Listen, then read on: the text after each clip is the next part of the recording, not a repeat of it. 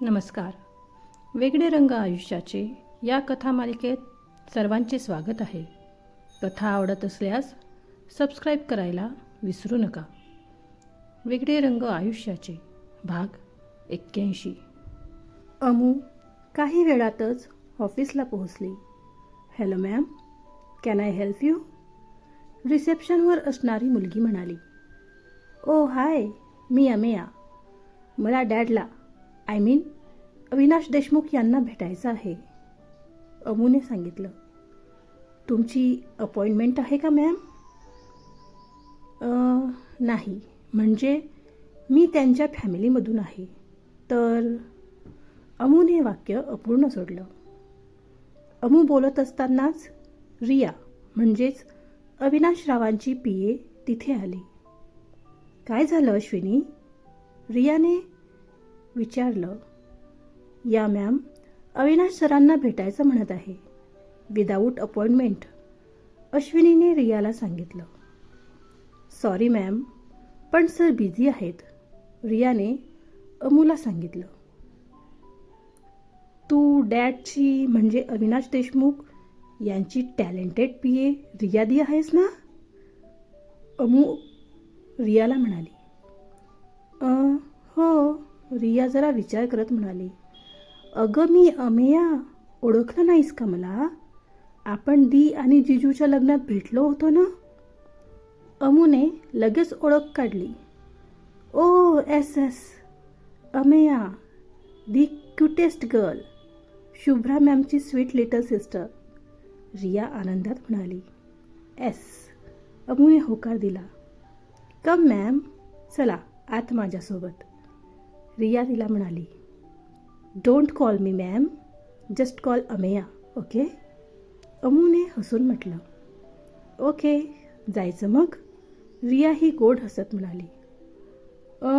हो, पण मला डॅडला भेटायचं आहे, मी टिफिन घेऊन आली त्यांचा, अमूने सांगितलं. हो, बट ते मीटिंगमध्ये आहेत, जरा वाट बघावी लागेल, तोपर्यंत कॉफी चालेल, रियाने म्हटलं. ओके, चालेल, काही प्रॉब्लेम नाही, पण कॅन्टीनमध्ये नको, अमूने म्हटलं. ओके, नो प्रॉब्लेम, इथेच माझ्या टेबलवरती मागवते, रियाने म्हटलं. रिया अमूला घेऊन अविनाश रावांच्या केबिनजवळ तिच्या टेबलवर आली. तिथेच केबिनच्या बाहेर काही लोक काम करत होते. दी, हे काय चालू आहे इथे? अमूने विचारलं. ते इथले CCTV अचानक बंद पडले होते, त्यासाठी आलेत हे लोक, रियाने अमूला सांगितलं. अचानक कसे बंद पडलेत? आणि ते पण जिजू नसतानाच? सर्व ऑफिसचेच की फक्त इथलेच पडलेत? बाय द वे, यांना इन्फॉर्म कोणी केलं होतं? अमू विचार करत म्हणते. मॅनेजरने केले असणार, आणि इथलेच बंद आहेत CCTV, ते पण आता सकाळीच, रियाने सांगितले. ओके, जिजूंना माहिती आहे याबद्दल? अमूने विचारलं. आदित्य सरांना? कदाचित नाही, सर कालपासून आहेत कुठे इथे, रिया म्हणाली. ओके, डॅडला इन्फॉर्म कर मी आले म्हणून, आणि अर्जंट भेटायचं आहे लगेच, अमू म्हणाली. बट त्यांची मीटिंग चालू आहे, आणि त्यांना डिस्टर्ब करायला नाही सांगितलं आहे, रिया म्हणाली. आय डोंट केअर, तू इन्फॉर्म कर बस, अमूने म्हटलं. ओके, रियाकडे दुसरा पर्यायच नव्हता. रिया अविनाश रावांना केबिनमध्ये कॉल करते. आधी तर ते कॉल रिसीव करत नाहीत. सर कॉल रिसीव करत नाही आहे, रियाने सांगितलं. परत ट्राय कर, अमूने म्हटलं. हो, रिया अजून कॉल करते. काही वेळात कॉल रिसीव होतो. हॅलो सर, अमेया मॅम आल्यात, तुमचा टिफिन घेऊन. तुम्हाला भेटायचं म्हणताय, अर्जंट. रिया कॉलवर म्हणाली. तिला सांग मला आता जमणार नाही भेटायला.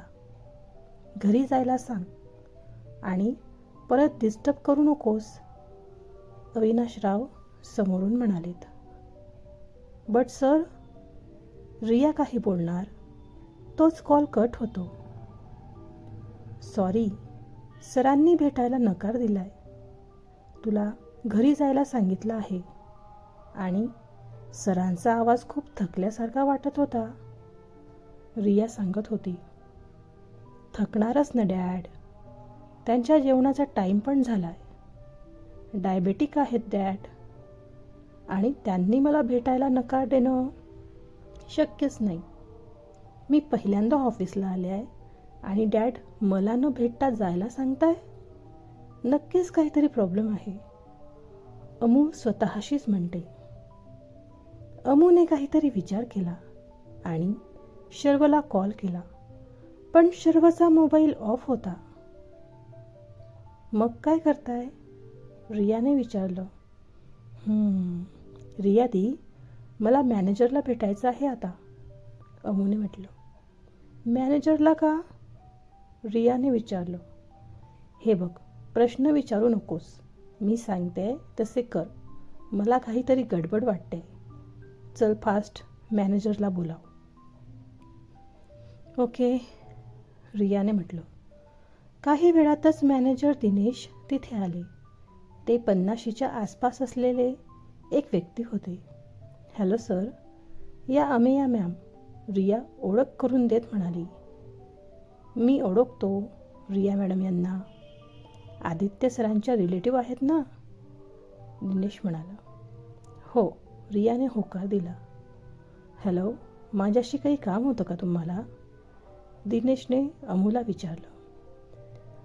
हो, बाहेर जे CCTV दुरुस्तीसाठी आलेत त्यांना लगेच ऑफिस बाहेर काढा, अमू म्हणाली. काय? पण कशासाठी? अजून त्यांचं काम पूर्ण झालं नाही आहे, दिनेश म्हणाला. प्रश्न विचारू नका. टाईम नाही आहे. फास्ट काढा त्यांना बाहेर. तेही नॉर्मली, कोणाला संशय न येता, अमू म्हणाली. हे बघा, तुम्हाला असं का वाटतंय की मी तुमचं ऐकेल, दिनेशने विचारलं. कळत नाही आहे का तुम्हाला मी काय सांगते ते? आधी जिजूंना कॉल करावा लागेल का मला आता? खूप मोठं काहीतरी सुरू आहे. ते लोक फ्रॉड आहेत. प्लीज ऐका माझं, अमू ओरडून म्हणाली. तुम्हाला कोणी सांगितलं ते फ्रॉड आहेत? मी स्वतः त्यांच्या कंपनीचे आय कार्ड बघितले आहे, दिनेशने म्हटलं. अमूने आदीला कॉल लावला. हॅलो जीजू. हां बोल बच्चा, काय म्हणते आहे? आदीने कॉल रिसीव करत म्हटलं. जीजू, मी ऑफिसमध्ये आले आहे डॅडचा टिफिन घेऊन. डॅड त्यांच्या केबिनमध्ये आहेत आणि इथे केबिनच्या बाहेर CCTV दुरुस्तीचं काम चालू आहे. पण मला ते थांबवायचं आहे. मला काहीतरी वेगळं वाटतं आहे. तुमचे हे मॅनेजर ऐकत नाही आहे. तुम्ही बोलता का त्यांच्याशी, अमूने म्हटलं. हो, दे त्यांना, आदी म्हणाला. अमू मॅनेजरला मोबाईल देते. Hello mister Dinesh. Yes sir, दिनेशने म्हटलं. हे बघा, अमेया जे म्हणते ते ऐका प्लीज. जसं ती म्हणेल तसंच करा, आदीने सांगितलं. पण सर, माझी ऑर्डर आहे ही, असं समजा, कळलं का, आदी जरबेत म्हणाला. ओके. दिनेश मोबाईल अमूकडे देऊन नाखुशीनेच बाहेर गेले. दिनेशने काहीतरी कारण देऊन त्या सर्व लोकांना बाहेर जायला सांगितलं. आधी तर ते लोक तयार नव्हते, पण थोडी जबरदस्ती केल्यावर ते बाहेर गेले. बाहेर जाताच त्या लोकांच्या लीडरने कोणाला तरी कॉल केला, पण कॉल लागलाच नाही. अमूची कृपा दुसरं काय. पाठवलं मी त्यांना बाहेर, जाता येते, दिनेश अमूला म्हणाला. त्यांना ऑफिस बाहेर जाऊ देऊ नका. सिक्युरिटीला सांगा त्यांना एका रूममध्ये पकडून ठेवायला आणि पोलिसांना कॉल करा लगेचच. अमू पटापट ऑर्डर सोडत होती. पोलीस कशाला आता?